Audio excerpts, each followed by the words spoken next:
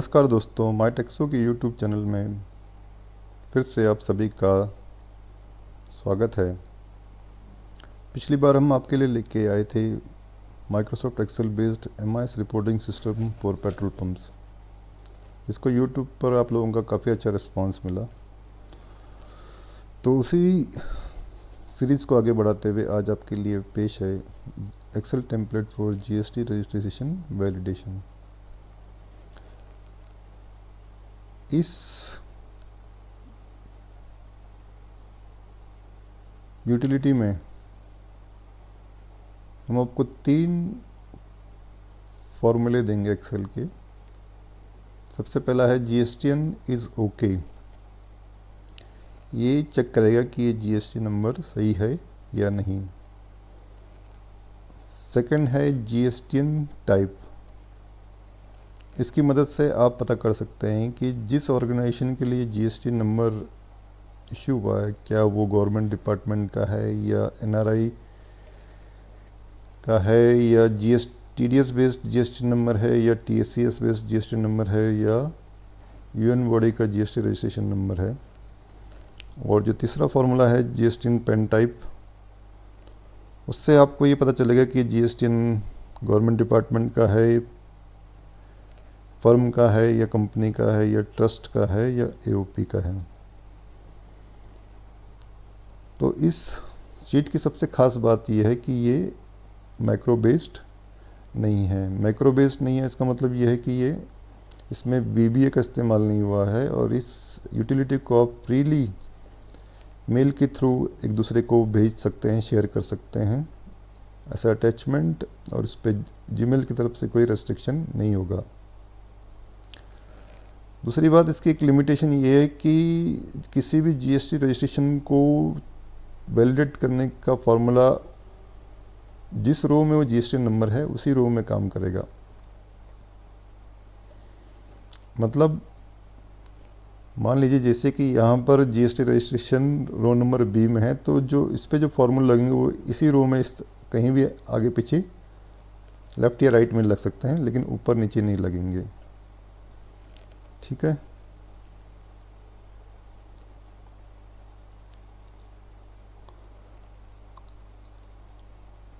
तो देखिए, इसको देखते हैं इसको कैसे करते हैं हम लोग। मान लीजिए जैसे ये इंस्ट्रक्शन शीट इस फाइल के साथ आएगी आपके पास, तो आपको इस शीट को इसी तरह फाइल में रहने देना है और आपको अपनी एक्सेल शीट ऐड करनी है। एक्सेल शीट ऐड करने के बाद आपको सेल नंबर B2 में जाना है और वहाँ पर उस कॉलम का नाम डालना है जिसमें आप जीएसटी रजिस्ट्रेशन डालना चाहते हो।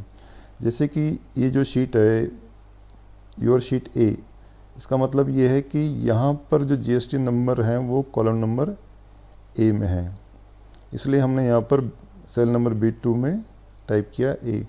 और ये दूसरी वाली शीट आप देखते हैं, इसमें अगर आप देखेंगे तो हमारा जो जीएसटी रजिस्ट्रेशन नंबर का कॉलम है वो कॉलम नंबर एफ है, इसलिए हमने यहाँ पर सेल B2 में टाइप किया एफ। तो इसके करने के बाद अब जैसे इस शीट में देखते हैं GST number column number F में है, तो उसको जो चेक करने का फॉर्मूला है,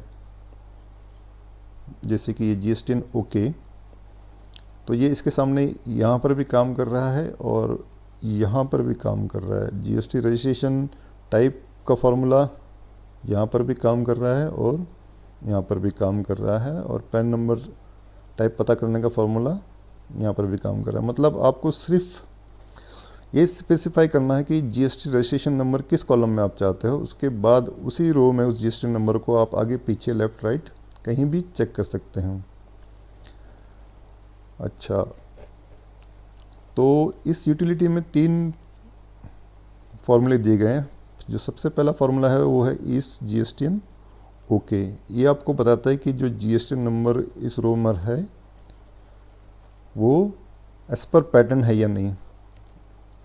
आपको यहाँ पर एक बात क्लियर कर दूँ कि ये जीएसटी नंबर को वेरीफाई नहीं कर रहा है, ना ही उसके फर्म के नाम को बता रहा है। ये सिर्फ जो जीएसटी डिपार्टमेंट ने जो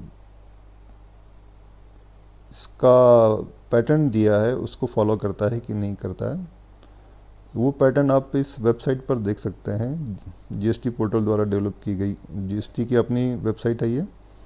इसमें इन्होंने 6-7 टाइप के जीएसटी रजिस्ट्रेशन नंबर दे रखे हैं और उनको चेक करने के लिए एक ये पर्टिकुलर रजेक्स है, जैसे नॉर्मल जीएसटी रजिस्ट्रेशन को चेक करने के लिए उन्होंने ये पैटर्न दिया है।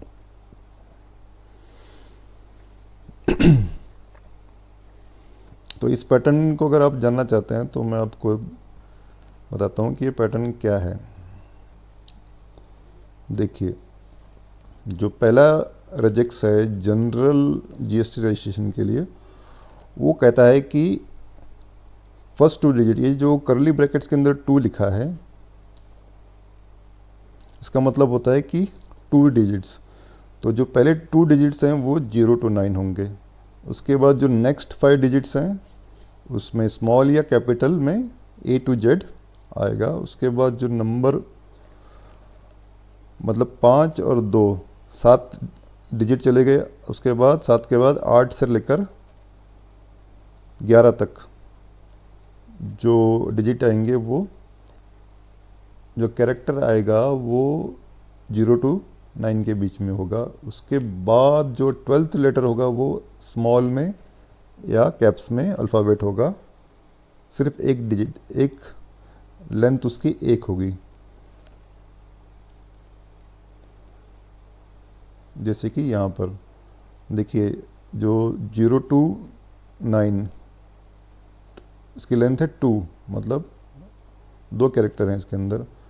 उसके बाद ये कहता है कि 5 जो नेक्स्ट 5 होंगे, 1 2 3 4 5, ये होंगे आपके A to Z। यहाँ पर कॉलम नंबर बी में देखिए आप। उसके बाद जो कहता है कि उसके बाद 4 डिजिट हैं, वो 1 to 9 के बीच होंगे ये। और उसके बाद जो 12th डिजिट है वो A to Z स्मॉल या कैप्स में ये वाला होगा। और उसके बाद जो 13th डिजिट है, एक सिंगल डिजिट, वो 1 to 9 भी हो सकता है, A to Z कैप्स में भी हो सकता है और A to Z स्मॉल में भी हो सकता है।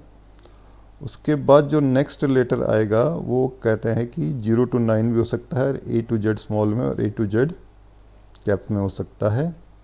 और ये जो 15th डिजिट है ये चेकसम है। और ये चेकसम कैसे कैलकुलेट होता है, ये इन्हीं फर्स्ट 14 कैरेक्टर पे बेस्ड चेकसम है। और इसका एक पर्टिकुलर मेथड है इसको अराइव करने का, वो आपको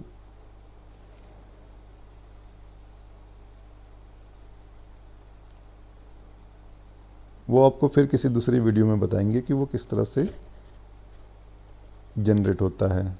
तो ये तो जो पैटर्न जो रजेक्स था ये था जनरल जीएसटी रजिस्ट्रेशन के लिए। वैसे ही टीडीएस के लिए इन्होंने रजेक्स बना रखा है, टीडीएस बेस्ड जीएसटी रजिस्ट्रेशन के लिए, और वैसे ही टीसीएस बेस्ड जीएसटी रजिस्ट्रेशन के लिए। तो इन पैटर्न्स को फॉलो करते हुए किसी भी जीएसटी रजिस्ट्रेशन नंबर को वैलिडेट किया जाता है। तो इसी को हमने इस यूटिलिटी में यूज़ किया है और इसको बनाते हुए काफ़ी लेंदी फार्मूले का इस्तेमाल हुआ है जो कि इस जीएसटी नंबर को चेक करता है।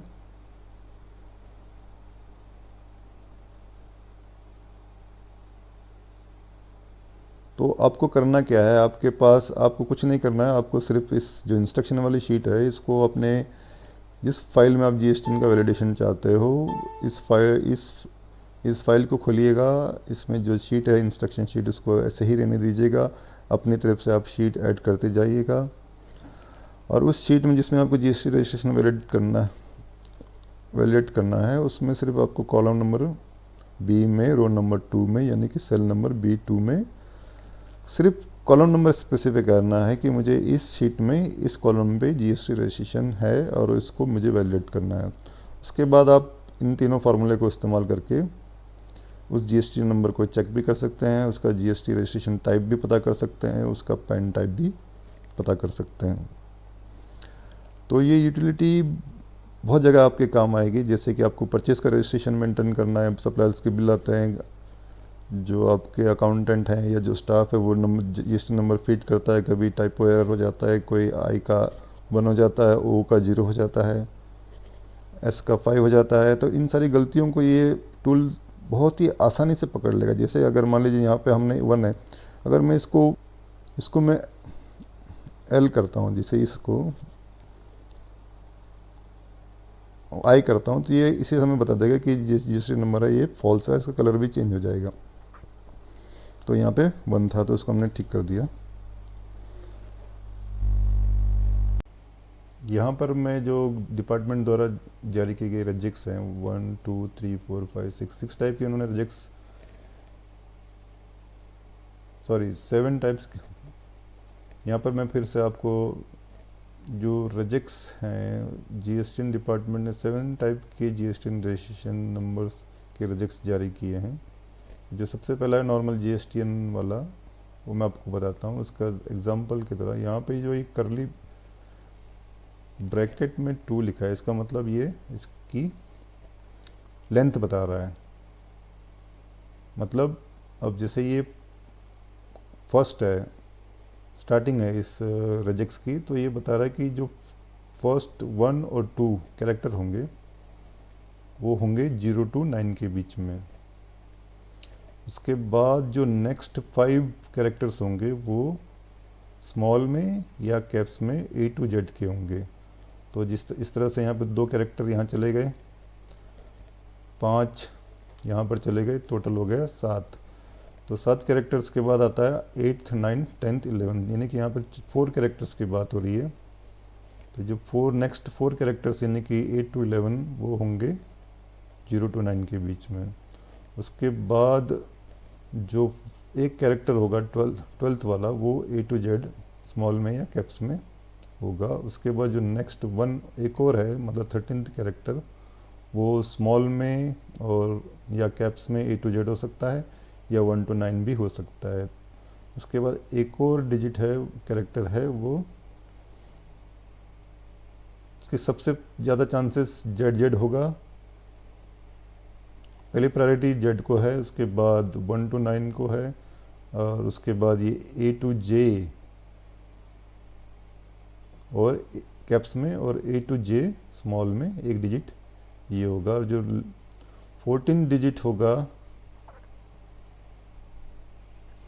वो होगा 0 to 9 या 0 A to Z स्मॉल में या A to Z कैप्स में एक डिजिट। तो इस तरह ये 14 डिजिट्स होते हैं। जो लास्ट डिजिट होता है वो होता है चेकसम।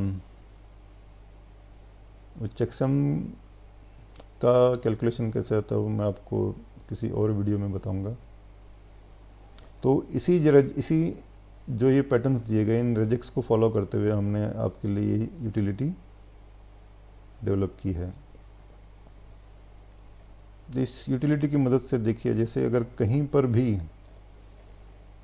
जैसे ये जीएसटी नंबर है, अगर हम इसमें से किसी भी कैरेक्टर को चेंज करते हैं या डिजिट को चेंज करते हैं, जैसे मान लें 1 है, हमको लगा कि ये आई है, तो जैसे हमने इसको आई किया तो ये यहाँ पे वैलिडेशन इसका फेल हो गया है और ये बता रहा है कि ये जीएसटी नंबर गलत है। अब जैसे कहीं पर आपको लगेगा कि ये जीएसटी नंबर,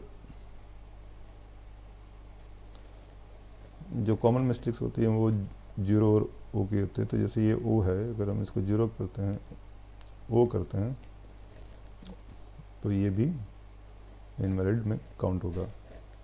तो ये इस तरह से ये यूटिलिटी आप लोगों के काफ़ी यूज़ की है।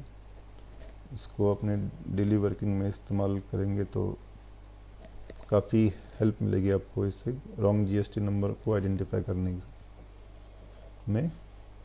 होता क्या है कि अगर आप जीएसटी नंबर रॉन्ग डालेंगे तो हो सकता है आपके जो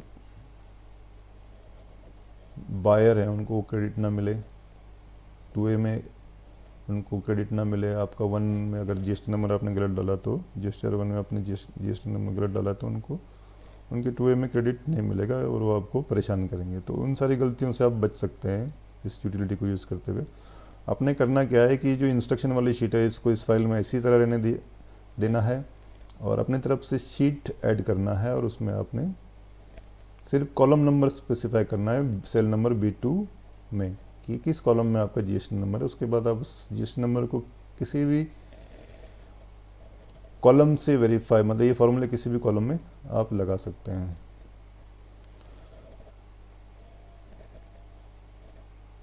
तो उम्मीद करता हूँ कि ये यूटिलिटी आप लोगों को काफ़ी पसंद आएगी और आगे भी इस तरह की यूज़फुल टूल्स हम आपके लिए डेवलप करते रहेंगे और आपको अवेलेबल कराते रहेंगे। तो वीडियो को देखते रहने के लिए धन्यवाद। नमस्कार।